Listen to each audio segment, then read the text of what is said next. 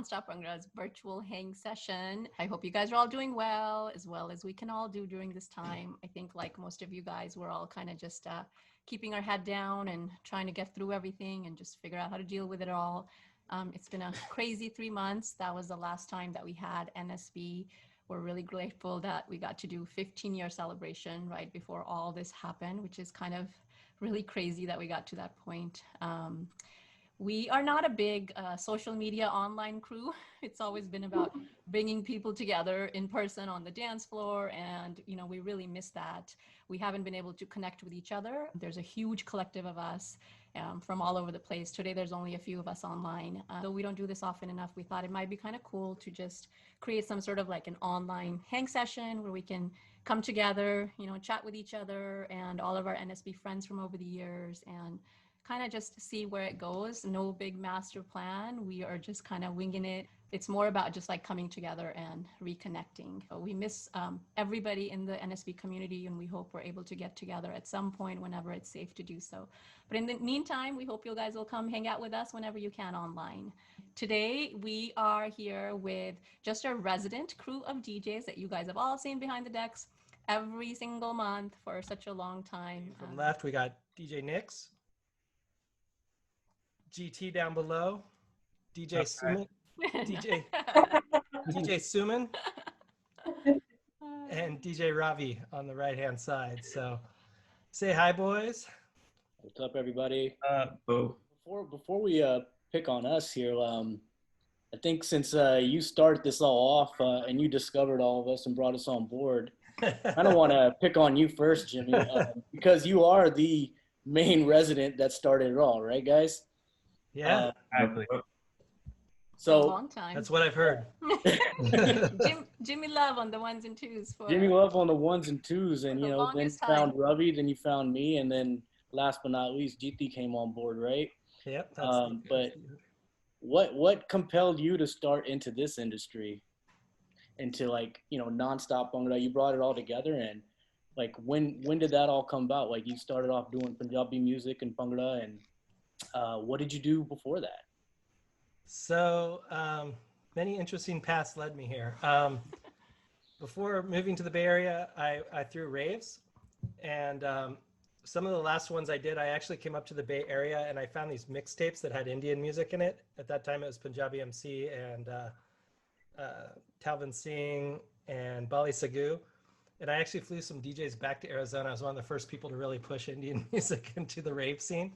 And it went okay, it was whatever. But soon after moving here, I got a tech job. And then after the first .com crash, I went back to really one of my main loves, which is painting. And I painted for a couple of years full time.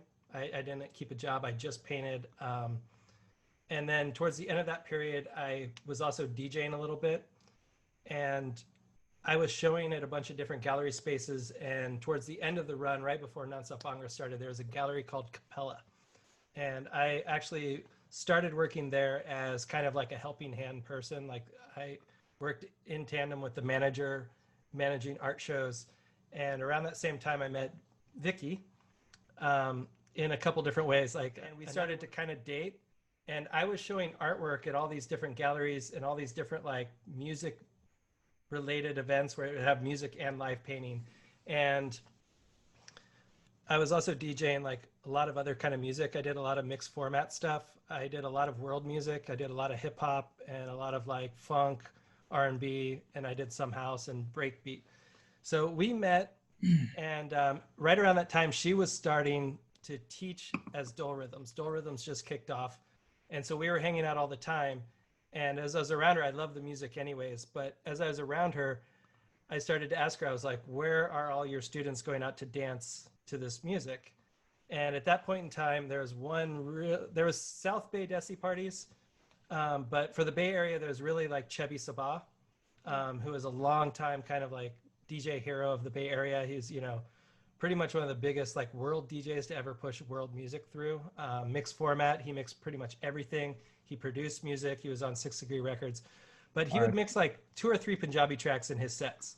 And so there would be all these like girls from her classes and other people who wanted to get into the music who would go out to like Nicky's in the Lower Haight or some other clubs, and they would sit around, they dance around to, you know, Afro Latin music and all kinds of stuff, and then, you know, two bongo tracks would come on and they'd just like go crazy.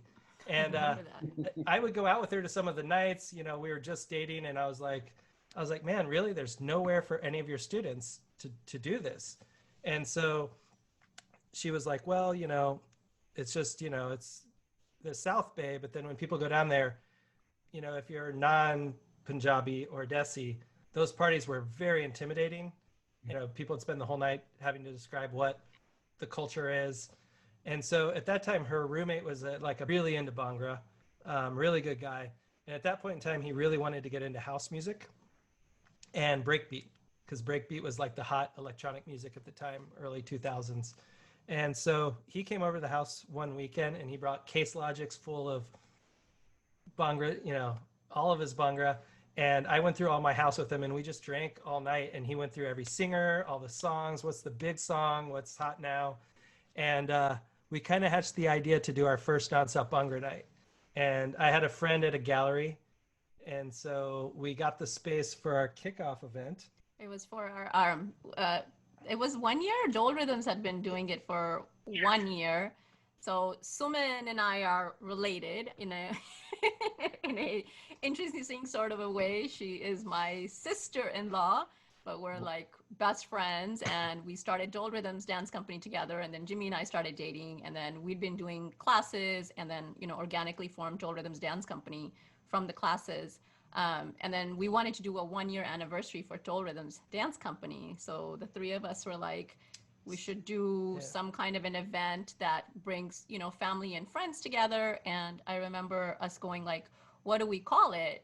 Because we're going to play Bhangra music, obviously. It has to be. So I remember writing out just nonstop Bhangra. It was like, you know. It might have been that we were looking through those case logics. And Yeah. there used to be albums called Nonstop Bhangra. It probably wasn't that genius of a plan. We were just like, that looks good. A little bit on our first nonstop Bhangra party, which was at this place called it was called the Punch Gallery. Punch Gallery. It was in 2004, so you know. It was a small design firm / art gallery, and the main guy behind it was Prem. I don't know if you guys have met Prem, but he's a pretty big part of the San Francisco music scene. He runs a lot of the stuff with Red Bull Music Academy. He was really at the high end of the breakdancing scene. He ran one of like the biggest breakdancing conglomerate things that brought together some of the bigger things in the Bay Area. So we met him, and like all that started to happen. But I initially came into it where I was like, yeah, every like 4, 5, 6 months, I'll DJ this music enough to, you know, for her to have this outlet for her students. We were so excited about it. So we were willing to do whatever it took, right? So we had to do everything ourselves. We had to set up the bar. We had to buy the alcohol, but we couldn't technically sell alcohol. So we had to sell tickets that people bought, then brought and exchange it for alcohol. So all of that, we had to do everything ourselves, and we were so excited.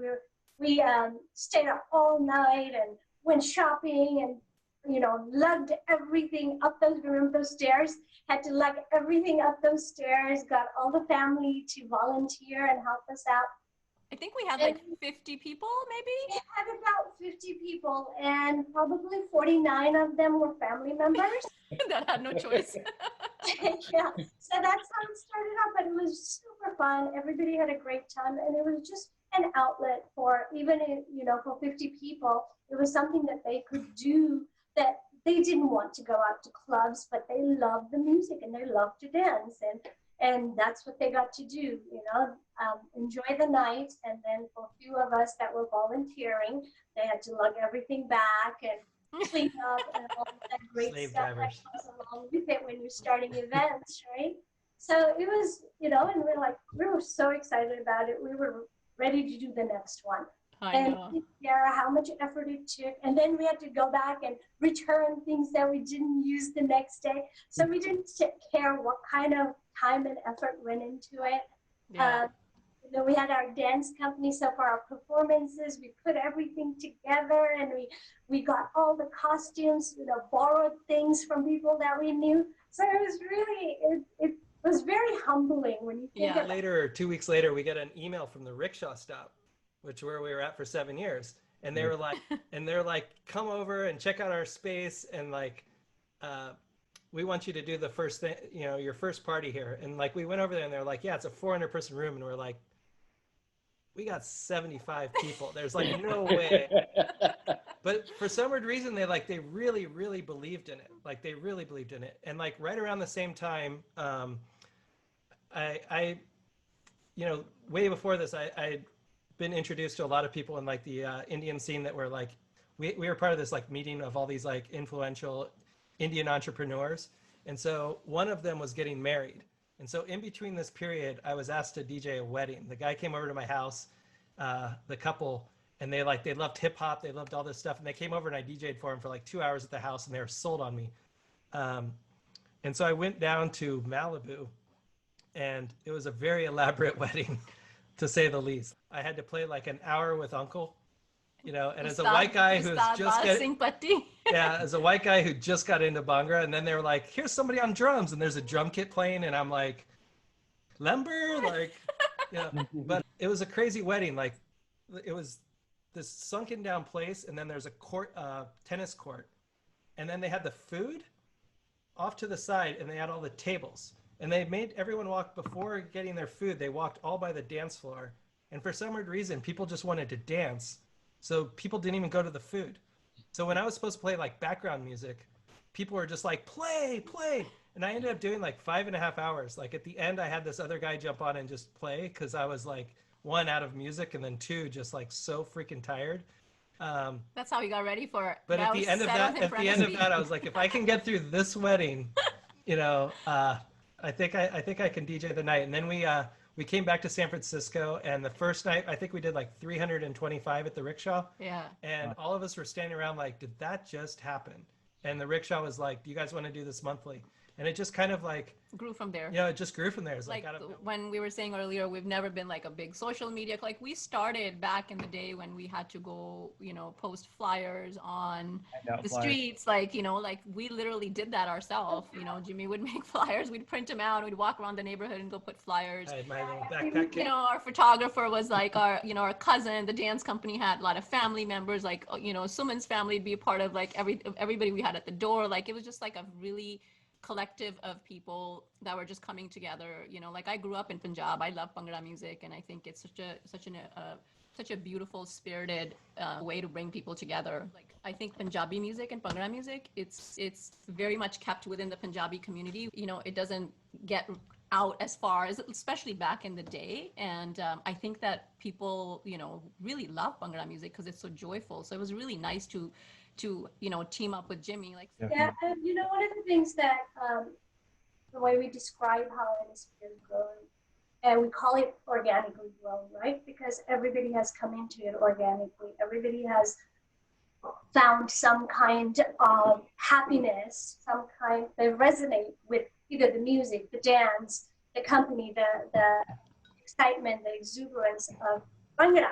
And most of the people, especially in the dance company, besides family, were never exposed to this and don't come from this background, but they have found a personal connection to it. And that's what's so amazing about it, that everybody's found a personal connection to this that makes them feel so happy that they want to continue doing it. It's not like, I'm going to do this for this weekend, I'm going to do Bhangra, and it's not like that. It's become a part of everybody's life, everyday life. And that's what's really, really humbling and really. Yeah. One thing we always say too is like, it's like hard to describe, but like we have our own weird community. Like we don't just all hang out all the time, but there's this weird like home. It feels like you're coming home to our community of group of people. We've experienced a lot of crazy shit together, and it's weird. It's become part of our life even more so, I think, than just like DJing. Like you guys DJ plenty of stuff, weddings and different things outside of it. It's more of like the community, and like, I don't know, it's like a whole lot of friends. And I think that's a huge part of that is because our collective is not all Punjabi, right? Like there are a few of us that are Punjabi, and then everybody comes from all these different places. And then Jimmy, leading the music part of it. We joke he's Punjabi. A good memory, I'll tell you guys, like when he would play music, he didn't understand the lyrics. He just listens to sounds and whatever like raw vocals that he likes, he plays. the stuff he played are things like that I loved. Like he loved, you know, Bind Rakhiya and like old school, like Manak, Surinder Shinda. Lambert was his like go-to guy. And then I remember a rickshaw stop when he'd be DJing upstairs and we'd have all these like Punjabi guys that would start coming to NSP. And in the beginning, they were just like, what is this? Like, this isn't a Bhangra party. Like, there's a white DJ and it's a group of women leading a dance company. You know, this isn't real Bhangra. So it took time and they started realizing that it really was just about appreciation of Punjabi music and just sharing it with people. And they slowly started to go upstairs where he was DJing and become a little more comfortable with chatting with him. And then Jimmy became Jimmy Love, and all like the Punjabis were like, okay, we're good with you sharing our culture, because he was really doing it for the love of it. And like the early days, like it's hard to describe. Like I used to do like 3-hour sets, and sometimes we wouldn't get another DJ, and I'd be like, okay. When did you start adding like permanent DJs? Like The first one that really was like, you're a resident with us all the time was Robbie. I remember the first time he came to Rickshaw Stop, and before He gave me a left, CD. before he left, Jimmy was like, I love that kid. I was like, we found a winner. There wasn't quite the network there is now, you know, where you know who the good DJs are in, you know, Houston and Chicago. Outside of Jimmy, like Robbie's probably played the longest at Rickshaw Stop, right? So I have a serious question that we're all wondering. How did you not melt upstairs in that? Robbie, what's up, man? How'd you last up there? And you're taller than us too, so you probably like catch the heat even harder, right? Those red curtains with the buckets. The thing is, upstairs there was a fan next to the DJ booth, and if you stand in a very specific position, you can get all the wind from that. So that was the best place to be throughout the night. So when you're spinning, you're good. But it's the minute you leave the booth and you go downstairs or anywhere else, you're gonna get drenched. They had buckets, because it would just drip like It would this. drip on the turntables. Pretty much every event. I never went to Nonstop at Rickshaw. I always heard about it. The only thing I heard about was how foggy the windows were. Yeah. And how hot it was in there. You guys And had it a hot was box. just total sweat box. And you know, It was like a sweat box. Then you had a really good sound system too. So Yeah. I mean, the music sounded great. It was a small space. So, I mean, the dynamics were awesome for that. But I mean, Niku, like for you guys and GP, like how was your experience playing at Public Works? Because I feel like we've been at Public Works just as long as we were at Rickshaw almost. 7 years at both places. Yeah, I mean, I think Public Works, I mean, the sound system was great. I mean, obviously, when we were, for a long time while we were out there, we were doing a lot of open stage for people to dance on there, and it was just getting really hectic. But you know, as long as things stayed under control, I mean, it never really got that hot. I remember I went up to the booth in Rickshaw Stop, and I was like, dude, how are you guys up here? This is insane. Whereas, yeah, Public Works wasn't as bad. And then we all got spoiled after we did an outdoor Holi event. So like, you know, you feel Oh, like, I know. That's what we all want why now. can't we do this all the time, right? But so Robbie, you played Dole first, or did you DJ first? What I came DJed first? first. Yeah, I DJed first. And then that was around the time I was learning how to play Dole. And I was talking to Jimmy and Vicky about that, and they were like, hey, just bring your Dole by, you know, continue, you know, practicing. If you want to bring it here, you're more than welcome to play. And it just became like a regular thing. And ironically, the first time I ever played Dole at NSP, Lal Singh Patti was performing there. And I had just started learning from him. So it was a pretty cool experience. Nice, nice.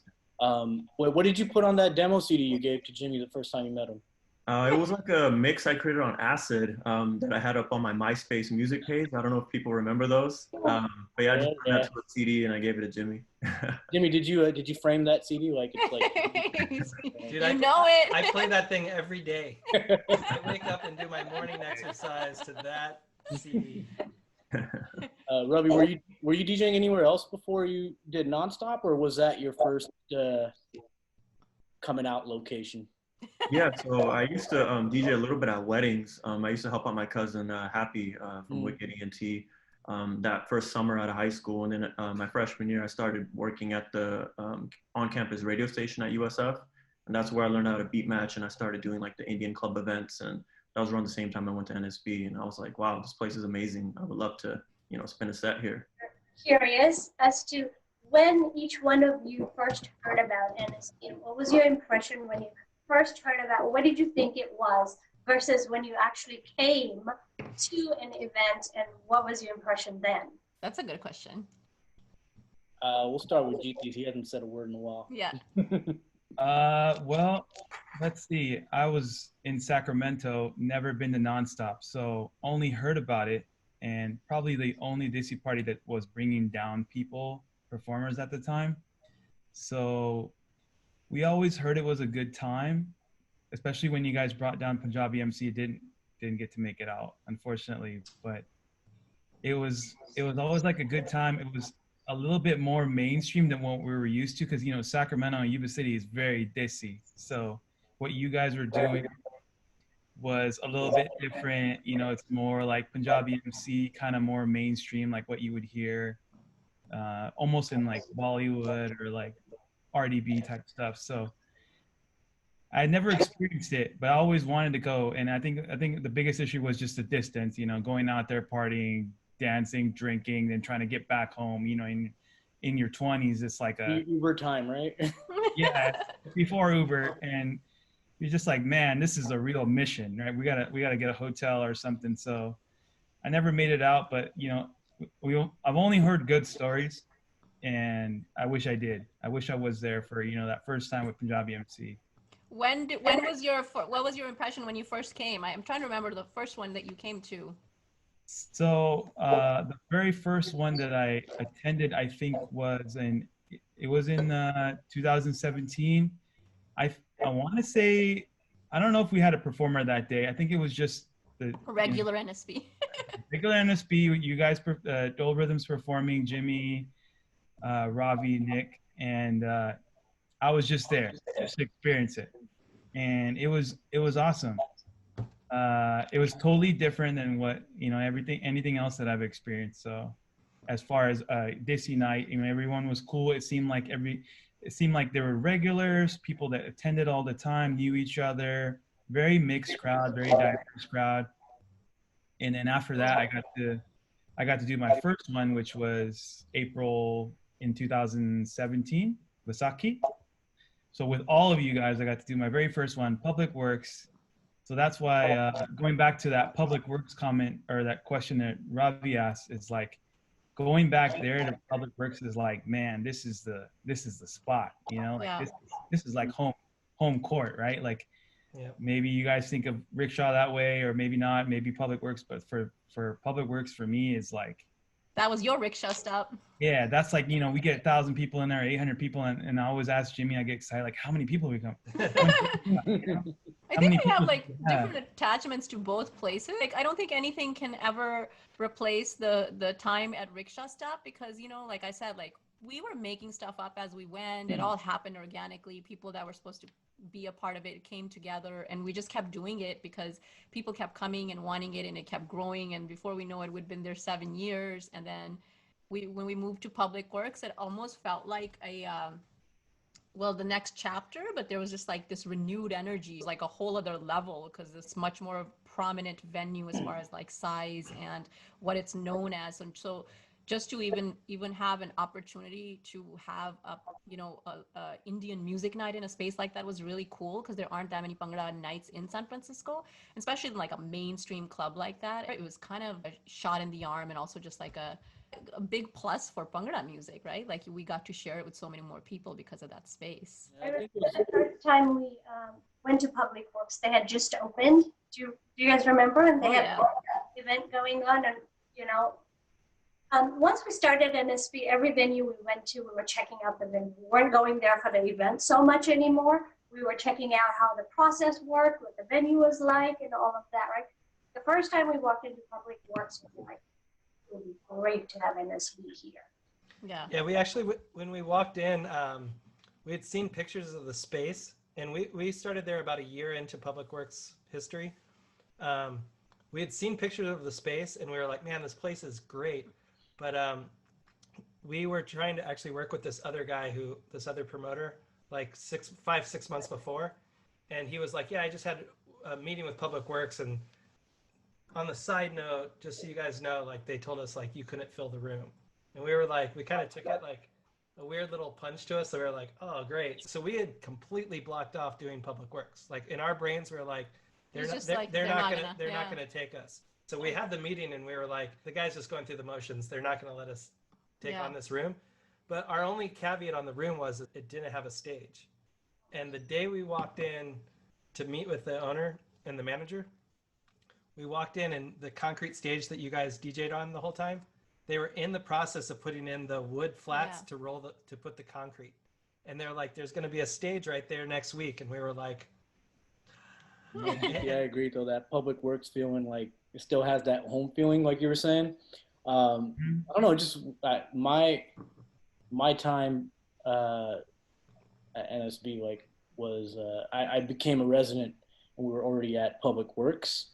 It was the 8-year anniversary where I spun for I don't know if that was the first time I spun, but that was definitely like I was a resident at that time, and it was pretty cool. Like you still like I still remember just like I'm always the closer, so I'd walk in, mosey on at 12 p.m. I don't know, midnight. Sorry, 12 not a.m. Nick's 12 coming. a.m. Sorry, yeah, midnight. I just kind of stroll in, and security's like, "Where you been?" And I was like, "Hey, I don't go until 1, so it's okay."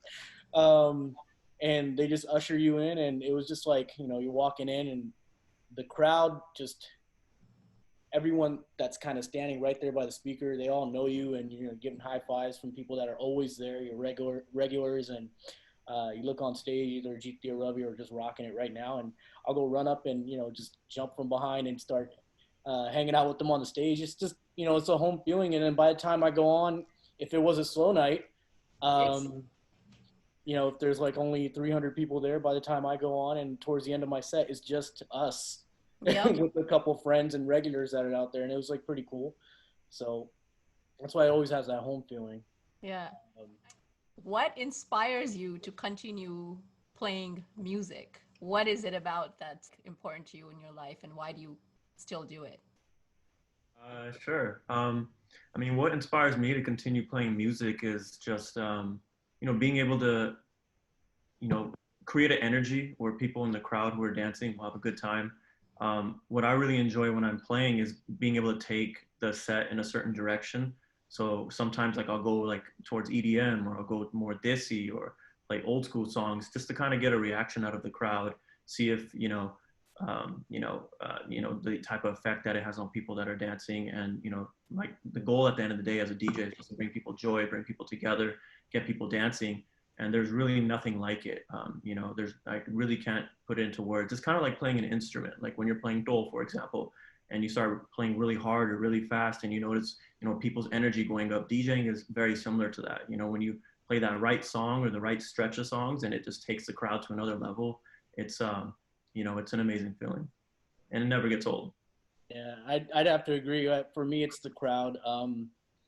Part of it is like I learned that a lot more about that here during quarantine. A lot of videos from other DJs. They're posting like the mixing and practicing and everything. And I have my decks set up behind me, but they're so dusty. I haven't touched them. It's just because it's like I feed off the energy of the crowd, as does probably every other DJ. But like that's really what keeps me going in it. And you contemplate a lot over the years. I've been doing this for quite a while, and there's so many tedious parts of it, preparation, equipment, and just even booking gigs. Like none of that is important. The actual important piece of it is playing the right music for the crowd in front of you.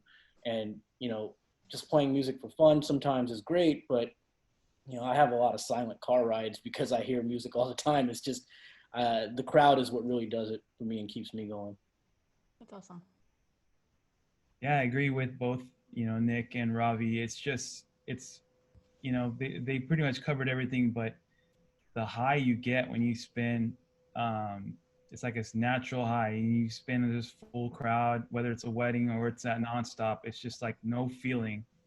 Just there's no feeling like it. When you're out there and you see everybody jump into the beat you're playing, it's like, wow, like I'm doing this, and I kind of slowed down after in the last couple of years, and as I started doing nonstop, I stopped doing as many weddings.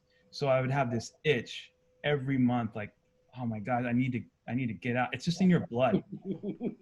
And that's the cool thing about nonstop is like, all right. And it was like this thing to look forward to, like, all right, there's a nonstop at the end of this month. I'm going to kill it. Like I'm gonna work on my set.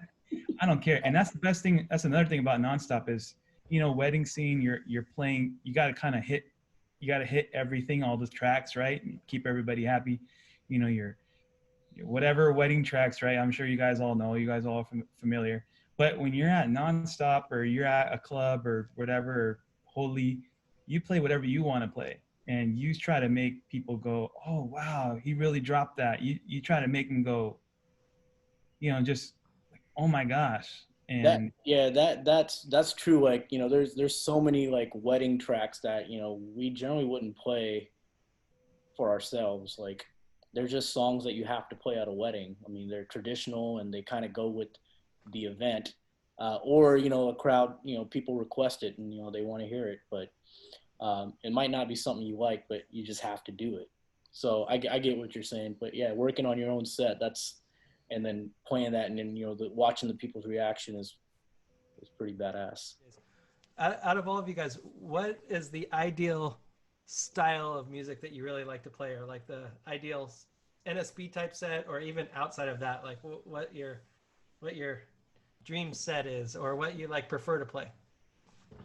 Obviously, like Bhangra music for sure, but like it that varies so much. Like I like to like classify it as just fun music, upbeat, has a good dance beat. Usually, a lot of the newer stuff has a lot, more of a hip hop connotation to it, just a little bit slower beats. And I need a lot of toll in my mixes. Sometimes I do like to take it to like an EDM style, but mostly it's just straight Bhangra, like 96, 95 BPM. That's just fun for me. My favorite. How about you The guys? tempo. Yeah, it's the same thing for me. I mean, I always think about like the early days when we were at Rickshaw, and like the UK Bhangra scene was big back then, and all the songs had a lot of bass, really good pace at like 95, 96. That was like the sweet spot, and heavy dole. And I mean, you can still drop that stuff today at NSB, and it'll still get the crowd going. But yeah, that energy is something that I really miss from like the Punjabi music industry now. Like Nick said, like it's very hip hop, influence now, which is cool too. But yeah, my preferred tracks are definitely heavy dole, heavy bass. with that being said, Which is perfect segue. as I get older, I'm like more fusion, more mashups, more hip hop and Bhangra. Like especially with our scene here in the Bay Area, and me not being exactly from here, I always try to drop some hip hop beats that the crowd might know. Hey, okay, this is a Bay Area track, or they can relate to. And I know the scene's going that way, and it's getting it's kind of getting very repetitive. I do love the dole mixes, all that, always will. But I think my forte is mashups and fusion, Bhangra, hip hop, a little bit of Latin in there, a little bit of house. But it's just kind of a mix of everything, I guess. I think that's why it's cool, because with you guys all being residents, it's like a really great mix. I think that's what people love about NSB too, is that it's a straight Bhangra party, meaning you're getting Bhangra, but then you're getting all kinds of styles of Bhangra too, right? Like you can have the straight dole, and you can have it. It's like really cool. I remember when we were at the rickshaw stop, and when Jimmy first started DJing Bhangra music, because he loved so many other, this was mine and Suman's time that we loved when he used to DJ back then, is because he loved so many other styles of music. But then he loved really, really, I'm speaking for him, but he loved like this really like super desi raw folk Bhangra, like old school, like Manik and like Bindra Kia, and like he loved Lambert. But then he would like mix that stuff with, he'd be playing like Bob Marley or like a hip hop track or like some funk thing, and like it was so cool. I also had a residency I was part of Surya Dub, and I ran kind of the dance hall room, so I was always into like dance hall rhythms. Like a rhythm, you'd get that going and then bring in the Bhangra track on top of it, and if you had them in the right key, it would sound great. And it would really move the dance floor. That used to be our like that was favorite before time. everyone had able to. Some UK flavors too. They'd like to do a lot of dance hall bass lines and stuff. Yeah. Yeah, and we did a lot of hip hop stuff. There was a lot of crossover hip hop stuff, and back then, you know, you could get hip hop Bhangra vinyl. I still have a few pieces of that left over, but 90s I Bhangra, lo- man. yeah. I I love loved all of it. I love all of it. Yeah. So now we know what you like to DJ. What do you guys listen to when you're not DJing? Oh, that's a good That's one. good. I listen to a lot of old folk music. And I also listen to a lot of urban desi stuff as well, because I do spin a lot of urban desi music, you know, Punjabi rap and stuff like that. There's only a few artists that I'm really into in that, but if it was my choice, I would listen to older folk music all day. And it wouldn't even have to be something you can dance to. It's just traditional, like Kaliyan or, you know, Kuldeep Manik style, like, and even, you know, some newer artists like Bindra Kia and Kulwinder Dhillon, and that's my jam. But, you know, you can't necessarily always dance to that stuff. But Yeah. Yeah, for me, it changes all the time. I mean, there's certain days where I'll go like into a West Coast hip hop rabbit hole, and the next day I'm listening to like, you know, old school Manik and, you know, Surinder Shinda stuff. And then the next day it will be like, you know, let's see what's on the radio these days, and let's see what all the, you know, youngsters are listening to. So The youngsters. The youngsters. Yeah. Now we feel really we can all old. say that, right? Robbie's calling them youngsters. We're feeling very ancient. What about you, Gurjeet? Obviously, my go-to is hip hop. I keep up with all the new Bay Area, whether it's Bay Area or mainstream. And then I'll always all the Punjabi music that comes out, I'm always listening to that, whether it's, you know, urban, folk, modern, what have you. Even like some of the slower songs, Senti songs, I listen to a lot. It's like slower jams at night, you know, just kind of relax. I don't know, everything. I mean, that has a good beat to it, really. Weekend, I like listen to a lot of Weekend, like a lot of kind of like future based type stuff. So That's cool. You know, it's crazy though. Even though we're DJs, like we don't always know who's on the track or what track it is, because there's so much music that comes out nowadays. I think it's kind of slowed down a little bit right now, but in general, we have to weed through so much music to find what we like. But like a lot of times people ask me, hey, who's this singer? What song is this? And I'm just like, I've never heard it. I have no idea. Yeah. Sounds good. We have so much respect and appreciation for you guys being behind the decks and playing music, because that's the huge chunk of the party. Like after like we finish like teaching the dance lesson and doing performances, we go onto the floor, and entire dance company, we just dance. Like when I'm on the dance floor and I'm watching you guys, and there's like people like shoving their phones in your face for requests, and people like trying to talk to you, we trip out at the fact that you can actually focus, keep your composure, and at the same time can mix and, you know, bring music together. So Say, just hearing about the cell phones in the face, I was gonna ask GT and Ravi, like, what do you guys do when someone puts a cell phone in your face with a request? I usually say I don't have it, or I'll just nod my head and give them a thumbs up, like, yeah. you lie. What about you, GT? if I have a second to think about it and you know it's a good track, I'll consider it. I'm like, okay, this might work. But if you know if it's not, then I'll say anything to get the guy out of my the phone out of my face. I think just to add to that, I think another reason why we're pretty good at it is because we've all been on the wedding scene or the circuit, and we've been there. We've been down this road with a lot of people. So it's weird seeing it at in a club environment. So, but we try our best to handle it, without creating much of an issue or scene or anything. But it's in every Quick scene. question: which artist gets requested the most, in your guys' opinion? Can I answer that? Yeah, Babu Man. Oh my God. I agree too. Move over, Jazzy B.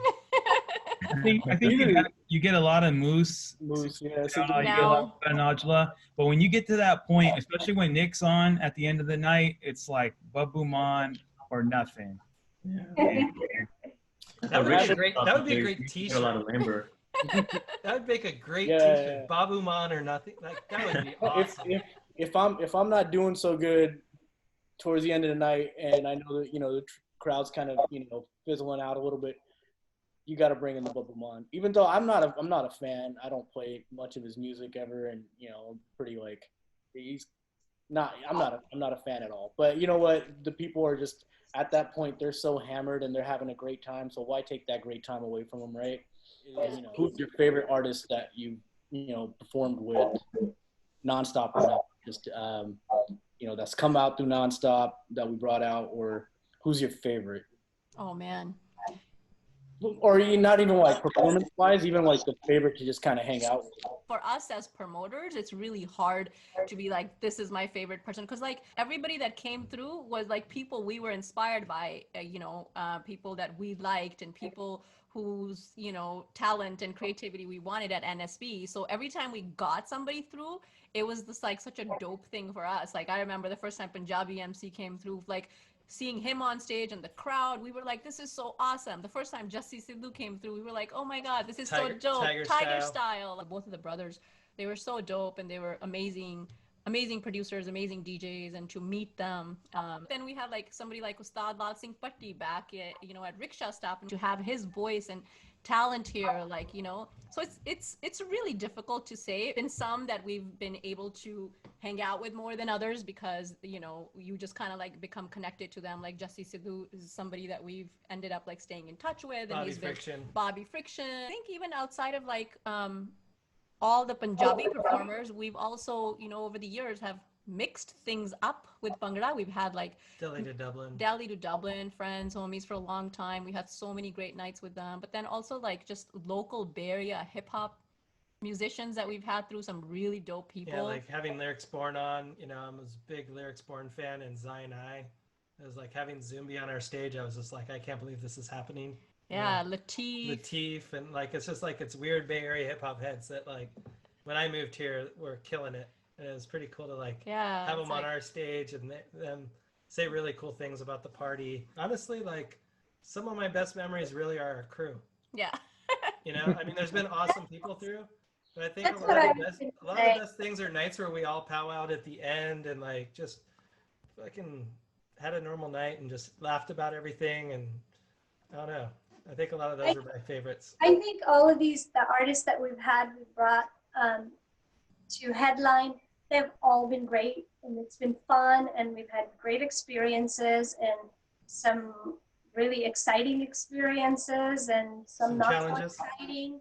Yeah, so it's that all comes with that, but I think I personally love it when it's just the crew. And one of my favorite times was when Mandeep and Chapman used to get on stage. Yep. It was just the energy that it brings, right? And Totally. they brought that energy that it was just, they were part of the whole collective. They were fam. They were part of the whole crew and collective back then. And they all just like came together and made stuff up, and it was so dope. Some of our sets really hit magic, and then some were trials and tribulations. But the ones where they really hit and had magic, there were certain nights that just really worked, and it's like really fun. Hard to describe. Like we did a live thing at Yerba Buena Center for the Arts way back, and it was like a dance hall. We had Surrey Dub on one side, and they did this like elaborate thing where it was just like a long stage, and it was like both crews on either side, and we went back and forth, and we had Mandeep and Chapman, and it was just like crazy memories like that where you're like, and the city was like, so many people came out, and it was Yerba Buena Center for the Arts, and it had just this whole like weird thing where you're like, you can't really, I'm not even describing it well, of like how weird and cool and cross section it was, and we all just went for it. Like we were just like, Ravi on Dole, give it Ravi on the Dole, and he would like, it was just crazy ad-libbing. And I think that a lot of times when we all start out with like the DJing or whatever it is, it's the innocent years where you're just like really freeballing it, and you're like, man, I like hip hop and I'm gonna throw it in, that are some of your best memories. Totally. If I were to say my best person or guests or whatever, being the crew, is that over time it's like watching a long TV show. It's like we've all binged watched all this together, so it's like accumulated. Like we've all been down all these crazy roads with like way oversold nights, and then we've all been down like really empty nights, and where we're like, what the fuck? And and all that together is, we have a whole different thing when you see each other than an out-of-town guest. Even if you like the person a lot, most of the times when you like somebody a lot, it's just that you're very inspired by them, like one part of their career or something that they're doing. and you have that moment of like, oh my God, I'm getting to meet them. Then usually after that, you know, a lot of it kind of boils down to like the ones that we have the best probably relationship ones were the ones that followed up with us. And those to me fold more into our crew. Yeah.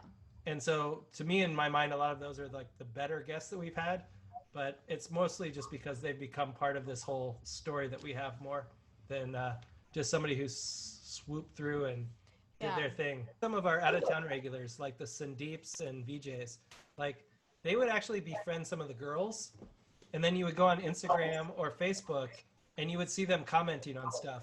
And not that we ask that of everybody who comes through or anything, but you could just tell from certain people that come here that they got that like there's certain crew members that, you know, are cool, and they actually forged their own relationship without even you know, needing us, and kind of built their way into like knowing more about everybody. So Guys like Sandeep and BJ are probably considered more part of the crew than, you know, guests, right? For sure, basically like NSB residents, right? And that's the Yeah. thing is like you guys are here, you live here, but then we have this whole extended network of you know, crew of DJs and artists that we've become friends with. Like it's just like they can't do every single month, and so you have them whenever you have them. Favorite experiences, you know, just the crew and the people that have been with it for a long time and have been working together. So when do we get the crew back on stage together, guys? tomorrow. It is hard to do anything with all this stuff going on, right? Like at some point it would be great to do virtual events, but it needs to be done in a way where it's like safe, where we can all come together. I think we want to do it when we can bring the energy together, at least with the crew of us. And when we can safely get together, we could do it from someone's house, or we could do a live stream of the night, or, you know, whenever you guys wanted to DJ and stuff. Until then, right now, one of the ways we're staying connected with people is just I'm teaching Bhangra classes, and those have gone online, and we're doing them from home, and that's a way to continue connecting with people until we're able to figure out like virtual streaming. And as far as events, I mean, I don't know, man. Yeah, I mean, events right now, it's not looking like until next year. Yeah. Yeah. Have you guys seen any, like Jeethi, Ravi, have you guys seen any weddings starting off again? Any bookings like that? I've gotten some calls, but nothing that I wanted to take. So, I've but heard of some. Yeah, I haven't really heard of anything. I think this last weekend I saw someone post that they're doing like a really small, like 20-person event somewhere in SAC, but I don't know how long, you know, that's going to last for either with the, you know, numbers going back up. Let's say you had to do the event, like what's your preparation to go into the event? You know, definitely with masks, hand sanitizer, all the essential things. You know, keeping distance from everyone. I imagine that the event can't have as many people as they'd like, and who knows if it's an actual venue or not. But yeah, I mean, just, you know, everything we've seen on the news as far as precautions, we need to take all of them. It's the same thing for like if you're a promoter, it's, you know, there's so much to think about. I mean, there was already so much liability involved every single time you do an event because you're bringing all these different people together. So there's a lot riding in on each event, you know, like the liabilities you have to the venue, the liabilities you have to your crew and the audience and all of that. There's just so much to think about. And so on top of that, if you're dealing with a pandemic, at this point, I mean, we're not even allowed to have gatherings, right? So that until it becomes safe to do, but then when it does become safe to do, how is it going to change? What's going to change? Are there going to be, you know, a lot less venues, and where is the liability going to be? Is it going to be on the venue? Is it going to be on the promoter? How is it even going to be feasible for promoters to be able to take on doing a night if you have to have a lot less people, but then your cost is more? Because a lot of that stuff's going to go to the promoters, right? Like it's going to be, they're going to have to be responsible to make sure, you know, you have enough insurance, and people are going to have to sign waivers of some sort. Who knows? Like if you're Yeah. taking a risk of coming out to an event Yeah, like that. Live Nation just pushed out a thing where they basically flipped all the onus onto the artists. The full legal responsibility. If the event falls through, you don't get any money. Like there's no deposit that you get. Basically like all the fallout would be on you. And a lot of venues are probably going to take the same route. And then the flip is they also reduce the pay by like, they're saying it'll probably be 30% normal pay for touring artists, like international touring artists. So we assume it's going to be the same thing with venues. The problem I think that we're all hitting right now though is like, because I talk to promoters all the time, is I don't know what venues are going to be around, you know, Yeah. and that's the reality is like one of the big ones in DC announced yesterday or today, 18th Street Lounge uh, closed, and that's owned by Thievery Corporation. And pretty much a lot of the mid-tier DJs going through Washington used to play there. Um, and I've been on the threads with a lot of promoters that do events there, and they're saying that it's the first one, and by August, it's probably going to be a lot of venues. Like they're saying, like a room that's 800, like Public Works, would probably be capped around 250 people. Yeah. So, and the hard thing is like what energy? You guys know this as DJs. What energy? You know, 250 max, and people have to stay 6 feet apart. What kind of energy do you have in the room? It's a very different, and that's a big room. You know, the small 200-person clubs are going to be, you know, at 45 people or something. I think outdoor events will probably become more of a thing. And then who knows, you know, like things might come back in a way that we have no idea. Like maybe Yeah. smaller events will become a much more of a thing where it's much more intimate and people are really going to things they really like, and smaller parties will become a thing where Or like, by the you fall, know, the whole virus dies down. we're not We've all like- been together for a long time. Yeah, and we'll these get aren't through this. relationships we forged just to do the events or just to make money or just to be a DJ. Like so much more than we've that. all been in this for so long that when events come back, we'll figure it out. Yeah. You know, if we have to do smaller ones, we'll figure it out. Yeah. I don't know. Yeah, if we're cleared to go tomorrow, what song you guys playing first? All right, The boys. sun will come out tomorrow. The sun is shining.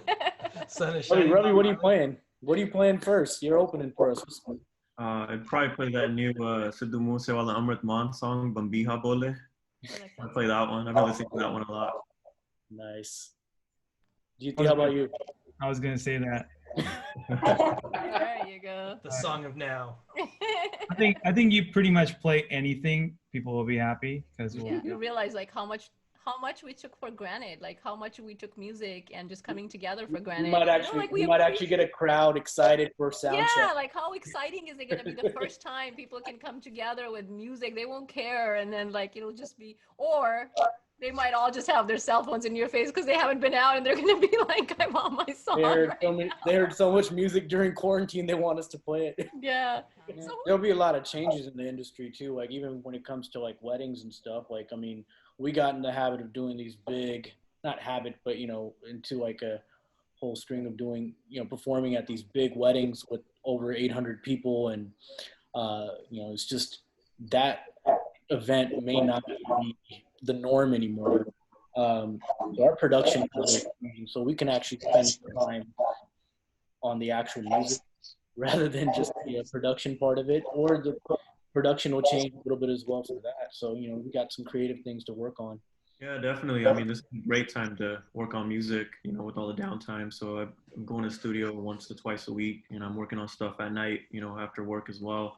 And I mean, there's plenty of time now, you know, to experiment and try out new things, jump back into projects that, you know, you haven't touched in a while. So yeah, I've been building up a little catalog of, you know, new stuff that I'm hoping to put out soon.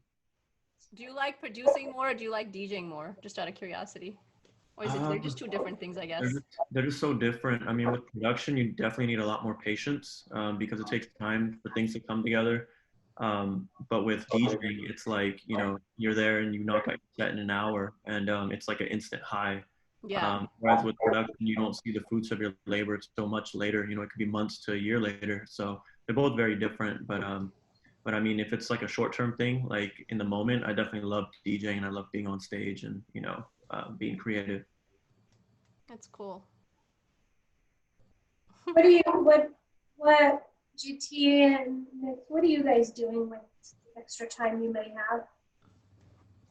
Or do you have? No gigs right now, so I'm just I don't know, I'm filling my time with like learning how to cook. That's awesome. You know, I do like mess around with production here and there. I've been practicing the guitar, and you know, for music wise, I do mixes still, and you know, I still keep in loop with all the artists that I work with, but still like gigging took a lot of time. So yeah, with you know, the weekends just being free from that, and you know, even the week leading up to it, no prep time putting into that. I try to learn some Desi cooking. That's awesome. Nice. Everything that I've made, I've had my mom try it. You know, I've delivered it to the house, and she checked it out, and she's not approved. official. So she's approved. So you know, like I think I'm getting good. The first time she was being nice. The second time, you know, she said actually it is really good. So, so I'll keep at it. That's Other than awesome. that, you know, just going on bike rides, and I am working. You know, still like so I go into the office, but you know that's just a day job. Yeah. What about you, Gurjeet? You know, definitely been making a lot more remixes lately. There's just so much more time without gigs. Constantly thinking about the next, what else I can make, thinking out the box. There's definitely a lot of stuff that I'm going to be putting out here very, very soon. Besides that, I think, yeah, definitely cooking, because there's a lot of places you can't just go eat wherever you used to. So you got to figure out how to make stuff yourself, right? Totally. Another thing that we've started is yoga. So Oh, nice. Cool. this is day 60 of yoga on our yoga journey right now. So Wow. That's awesome. On that note, that was our very first NSB hang session, and I think we rambled on forever because, like we were saying earlier, we never really do this as a crew, and we don't get to see each other all the time. So this was also for us sort of a cathartic conversation to come together, and we're happy that we are going to be able to share it, and we hope that you guys are all doing well and staying safe and healthy, and we'll continue to stay in touch in whatever way we can, and hopefully we will all get to come together in person to dance again at some and point. Until then, we'll do some interviews on here. We'll have the guys go through whatever they want to talk about, and we'll get a little dialogue going. I'm excited to watch these myself. So New times, new ways of doing things. I think it's exciting, it's challenging,